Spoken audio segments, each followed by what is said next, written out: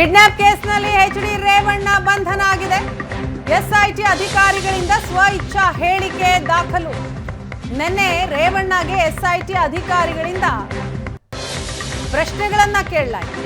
ರೇವಣ್ಣಗೆ ಪ್ರಶ್ನೆ ಮಾಡಿ ಉತ್ತರ ಪಡೆದಿರುವ ಅಧಿಕಾರಿಗಳು ಅಪಹರಣದ ಬಗ್ಗೆ ರೇವಣ್ಣಗೆ ಎಸ್ಐಟಿ ಪ್ರಶ್ನೆ ಮಾಡಿ, ಕಿಡ್ನಾಪ್ ಹಿಂದಿನ ಉದ್ದೇಶದ ಬಗ್ಗೆ ಪ್ರಶ್ನೆ ಮಾಡಿ ಉತ್ತರವನ್ನ ಪಡೆಯಲಾಗಿದೆ. ಬಂಧಿತ ಸತೀಶ್ ಬಾಬು ನಿಮಗೆ ಪರಿಚಯವಾ? ಸತೀಶ್ ಬಾಬು ಮೂಲಕ ಕಿಡ್ನಾಪ್ ಮಾಡಿಸಲು ಹೇಳಿದ್ರ?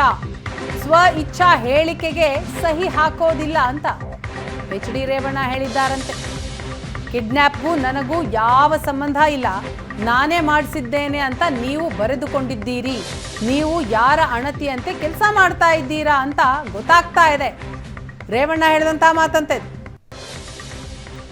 ಈ ಬಗ್ಗೆ ಮತ್ತಷ್ಟು ಮಾಹಿತಿಯನ್ನ ಕೊಡ್ತಾರೆ ನಮ್ಮ ಪ್ರತಿನಿಧಿ ಮಂಜು. ಇದೀಗ ನಮ್ಮ ಜೊತೆ ಸಂಪರ್ಕದಲ್ಲಿದ್ದಾರೆ.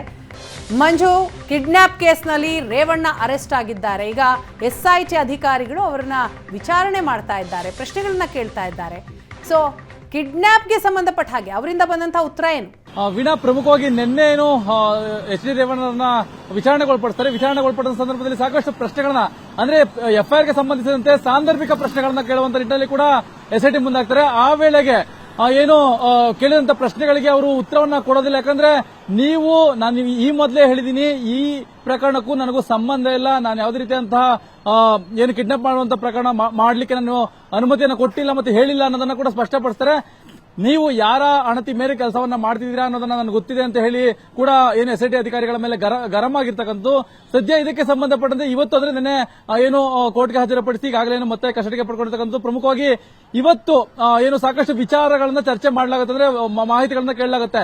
ಇದೆಲ್ಲದಕ್ಕೂ ಕೂಡ ಮಾಹಿತಿನ ಆ ದಿನದ ಪ್ರಶ್ನೆಗಳನ್ನ ಕೇಳಿ ಮಾಹಿತಿಯನ್ನ ವಿಚಾರಣೆ ನಡೆಸಿ ಅಲ್ಲಿ ಒಂದು ದಾಖಲೆ, ಆ ದಾಖಲೆಗಳಲ್ಲಿ ಉಲ್ಲೇಖವನ್ನ ಮಾಡಿ ನಂತರ ಅದಕ್ಕೆ ಸಹಿಯನ್ನ ಪಡ್ಕೊಳ್ಬೇಕಾಗುತ್ತೆ.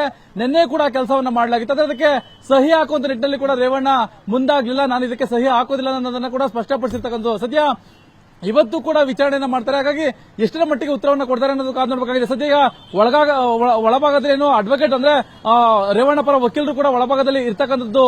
ವೀಣಾ, ಚರ್ಚೆ ನಂತರ 11 ಗಂಟೆಗೆ ಅಂದ್ರೆ 10 ಗಂಟೆ ನಂತರ ಏನು ಅಧಿಕಾರಿಗಳು ಬರ್ತಾರೆ. 10:30 11 ಗಂಟೆಗೆ ಮತ್ತೆ ವಿಚಾರಣೆ ಶುರು ಆಗಲಿದೆ. ವೀಣಾ, ಥ್ಯಾಂಕ್ ಯು ಮಂಜು ತಮ್ಮ ಮಾಹಿತಿಗಾಗಿ.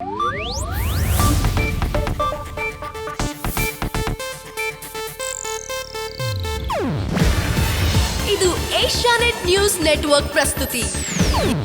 ನೀವು ನೋಡ್ತಿದ್ದೀರಾ ಏಷ್ಯಾನೆಟ್ ಸುವರ್ಣ ನ್ಯೂಸ್.